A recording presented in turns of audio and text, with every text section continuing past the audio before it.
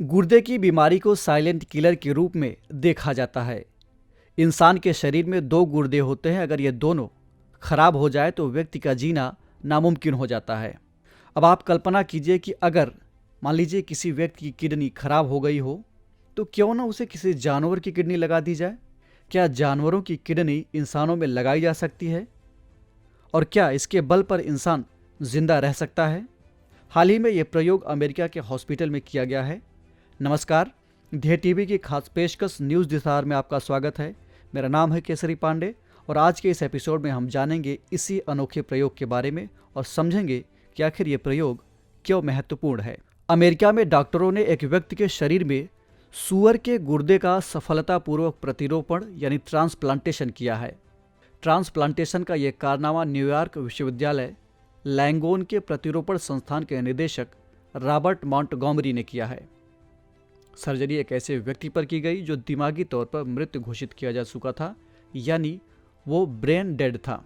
डॉक्टरों ने उसके परिवार वालों से बात की और कहा कि अब इनका बचना तो नामुमकिन है। अगर आप लोगों की अनुमति हो तो हम इन पर किडनी प्रत्यारोपण का एक प्रयोग करना चाहते हैं। उसके परिवार वालों ने विज्ञान की तरक्की के लिए इसकी अनुमति दे दी। उस व्यक्ति को सूअर की किडनी लगाई गई। ये डोनर जीव नॉर्मल सूअर नहीं था बल्कि जेनेटिकली मॉडिफाइड था। इसकी जेनेटिक एडिटिंग इस तरह से की गई थी ताकि एक खास किस्म के शुगर बनाने वाले जीन को निष्क्रिय किया जा सके, क्योंकि अगर इस शुगर का उत्पादन होने लगता तो व्यक्ति के शरीर में एक मजबूत इम्यून प्रतिक्रिया शुरू हो जाती और इंसानी शरीर इस नए अंग को अस्वीकार कर देता। इसका मतलब यह हुआ कि व्यक्ति के शरीर में सूअर की किडनी का प्रत्यारोपण फेल हो जाता। इस तरह से गुर्दे का प्रत्यारोपण किया गया तो डॉक्टरों ने पाया कि जिस गुर्दे को लगाया गया है वो काम करने लगा है। बता दें कि किडनी का प्रमुख काम मानव अपशिष्ट को निकालना और पेशाब बनाना होता है। प्रतिरोपित गुर्दा ये दोनों काम बखूबी कर रहा था।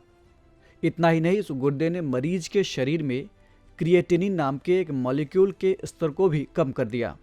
क्रिएटिनिन गुर्दे के स्वास्थ्य का एक महत्वपूर्ण संकेतक होता है। इस मरीज में प्रतिरोपण के पहले क्रिएटिनिन का स्तर बढ़ा हुआ था।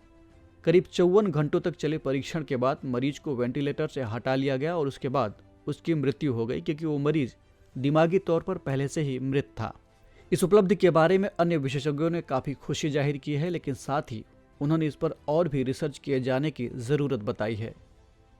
कुल मिलाकर थोड़ा ही सही, लेकिन ये उपलब्धि जेनो ट्रांसप्लांटेशन क्षेत्र में एक महत्वपूर्ण वैज्ञानिक उपलब्धि है। बता दें कि दो अलग अलग नस्लों के बीच शरीर के अंगों या टिश्यू के इस्तेमाल की प्रक्रिया को जेनो ट्रांसप्लांटेशन कहते हैं। इस सफलता के बाद मानव शरीर में ऑर्गन ट्रांसप्लांट करने के लिए मानव अंगों की गंभीर कमी को दूर किया जा सकेगा।